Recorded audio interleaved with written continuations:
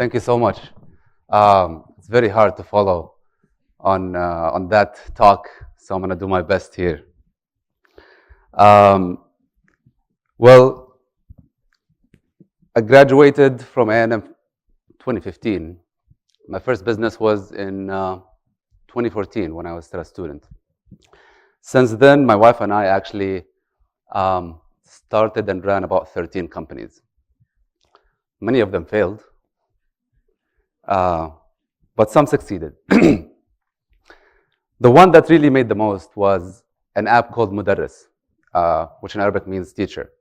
It's an app that connected private tutors to students in their house for private tutoring, something like Uber, but for tutors. And then obviously, when coronavirus came, that didn't work. So it became online, and it exploded after that. When we started it with $200, just a domain, a little landing page. And then we grew it in about 5 years or so to a $15 million company operating in 6 countries. Nothing as close as Snunu, obviously, but it was our little story that grew. With that kind of experience, I started specializing in growth and growth strategies. And one thing here to talk about when we talk about entrepreneurship and media is that maybe 50 years ago, those two things were separate. Because you had a business, you need to put it on media. Today, if you have a business, if it's not in its core DNA media, you're not going to really make it. It's got to be digital, it's got to be communicative, it's got to be out there all the time. But in order to grow that, obviously you need to look into growth factors. For me, this was eliminating bottlenecks. And this is what I specialized in. And this is what I was able to grow with from my own experience, to grow companies exponentially.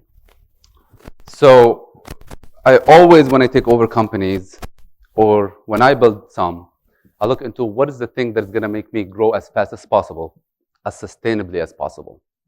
And so today I wanted to share with you what I think are the 3 most important factors in growing companies exponentially. Just before this, in the break, I was speaking with Hamad, just about companies and growth and whatnot. And I was thinking, who sent him my slides? Because these things I think they're universal. And once you start, when you grow these companies, you realize these are really important. So let's just dive into it. The first thing is management style. And I think this is really important to start with for any company. When you start building your team, generally you have 3 groups of people. You got the experts. These are the people that are great in their niche. They know what they're doing. And then you've got the people with experience. So you bring them, they might not be experts in their niche, but they know how to handle things fast and run things.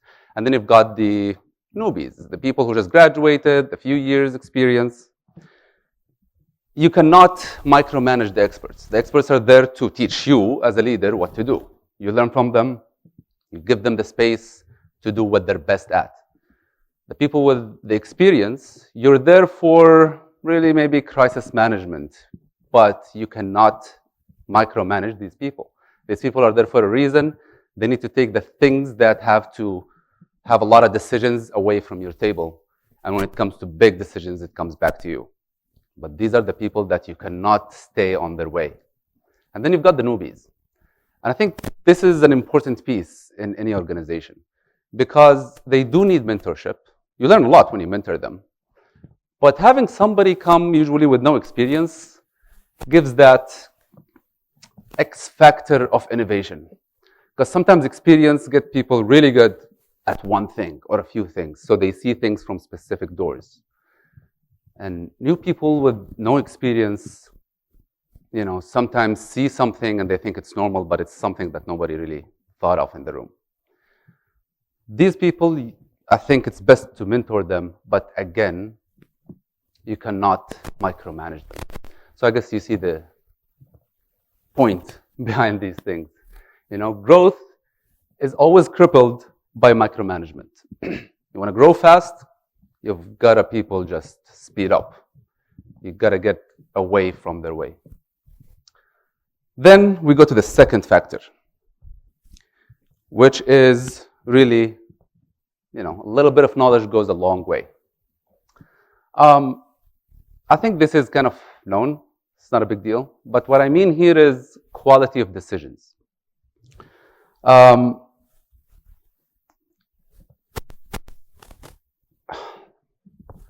I remember in Mudarris, once I tasked my team, we were a small team, probably 11 people or so. I tasked a couple of people to go and find a CRM. We grew enough to get a CRM system. I was like, go ahead, find what CRM should we use. They did their research. On the side, I did my own, just few things. Why? Because as a leader, I have a few things that I see that no one else sees. And I have to keep that in mind just in case.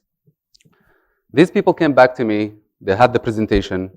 They had Salesforce, whatever, a few things, and how we're going to go about it, how we're going to implement it, how we're going to integrate it. It all sounded right. But I took 24 hours. Let me think about it. Something is not off. This is not right. Something is off.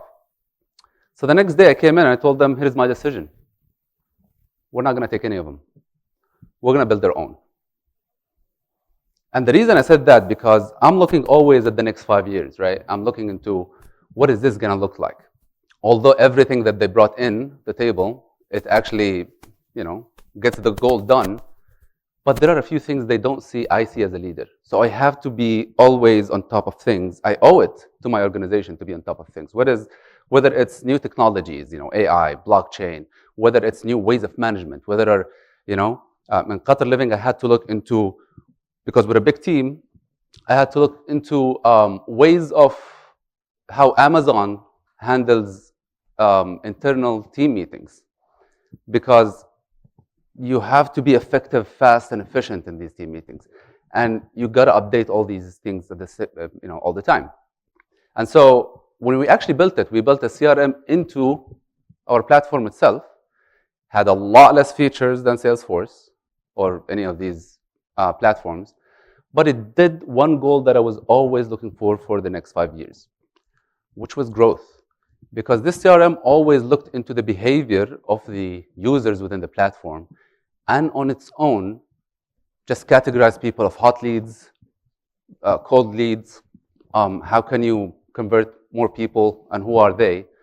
And then it was very easy for us to identify, give different offers for different people, and literally double our conversion rate from the first month.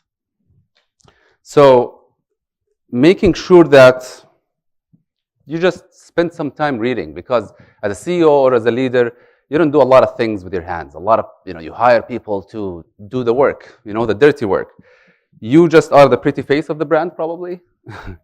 And you do a lot of meetings, you create networks, and you spend time thinking and strategizing. And so spend some of that time on your phone or your laptop to read about what's happening in the world, what's new. You don't have to be the expert in it, but when you read about something, you have an idea, you get the experts that they've hired, which is sometimes hard because they're expensive, to learn more from and see how you can implement it.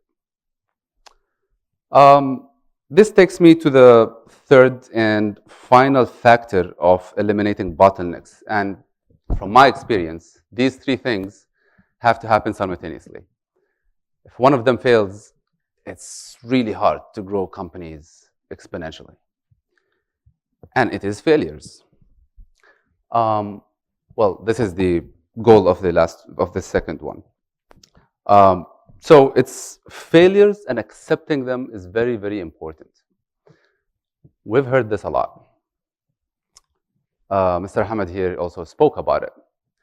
But it's really easy to speak about in non-profit organizations, and he can tell you more about this. It's tough to speak about failures when it comes to the bottom line and money, right? Especially if you have boards of directors and everybody's looking at you. We cannot fail at any step.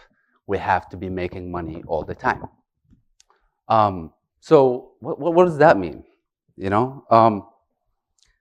When it comes to organizations, actually, let me break it down to two things that, from my experience, no one really taught me this, and I've never seen it being taught anywhere. And I think it should be taught in schools, which is failures and rejections.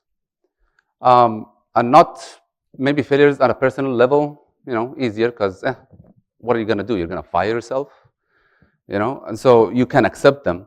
But when it comes to organizations, failure of products, of services, it becomes a bit tricky, especially if you're starting to lose money.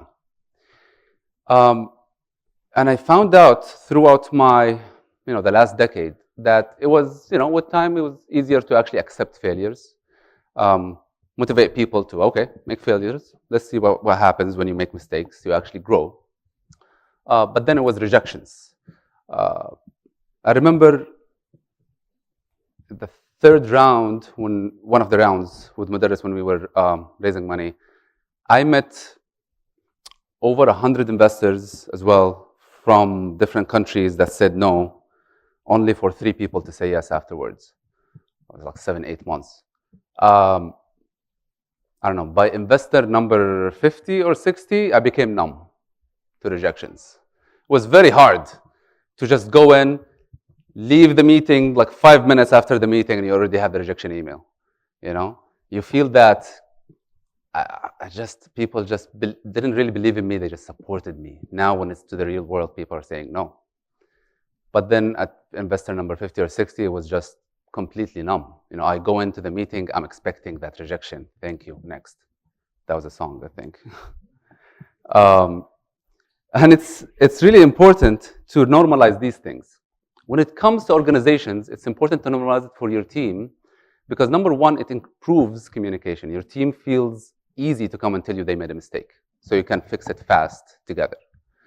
But then if you normalize it within them, they feel easy to keep trying, making mistakes, knowing that their job is not on the line.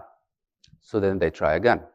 And then they encourage their teams to do the same. Now it becomes a culture.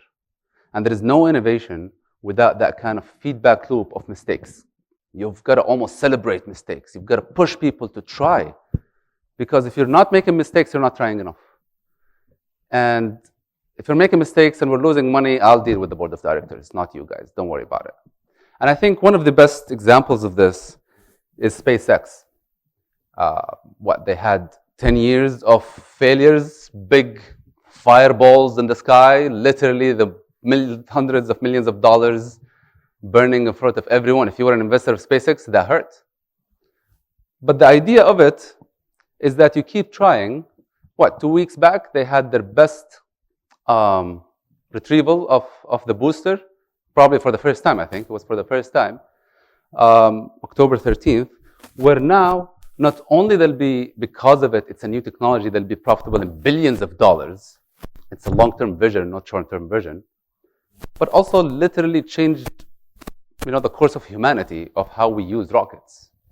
I remember this is a little story that we had in Mudarris back then. 2018, we worked on a small AI product before AI was cool. We worked with a Ukrainian company because we had a problem with reviews. People only put reviews when things are bad, right? We noticed that for our tutors, when there is a review, the booking rate was like 4 times more than a tutor that doesn't have reviews. So we wanted people to put reviews, especially when they're good. So we came up with this new system that after you finish a session with a tutor, you're going to get a phone call. Somebody, it's a bot, would say, hey, you had this session with Ahmed. Do you rate them from 1 to 5? What do you rate them? And you say 4. It's like, what is great about them? Or what's your comment? And you say, well, they came on time and I like their style. The minute they hang up, this whole thing goes into an NLP, it goes to an API, it posts directly into the tutor's profile. So we automated reviews like that.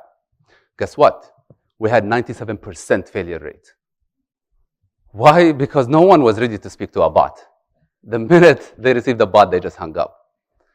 But what we learned from that experience is something that we created, we spun off to a little other AI, we called it Harper Wright, which is HR, that helped us vet tutors and onboard a lot more tutors.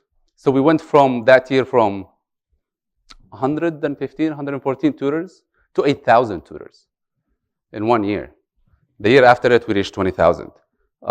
We also implemented another system. But the idea is that you keep building on these failures and mistakes. You have to create the culture, not just by yourself, but for the team to be able to do these things.